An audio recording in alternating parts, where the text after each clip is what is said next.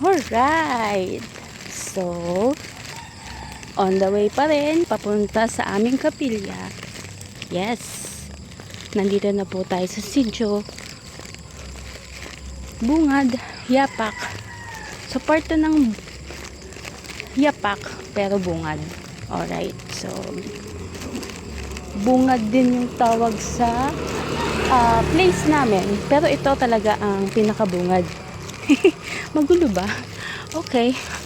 Anyways, look at that flowers. Diba? Ang ganda. Nakakabuo ng araw. Yes. So, ito po ang bahay ng mga Cisco lectors and commentators. Mamaya pa siguro sila. Sumauna na lang ako. Alright. So, tingnan nyo yung yellow bell na yan. Ang ganda. Lakas maka-princess pag naglalakad ka, diba? Alright. So, siguro mga 5 to 10 minutes nandun na ako sa aming kapilya. So, I'll be back. Okay? Bye!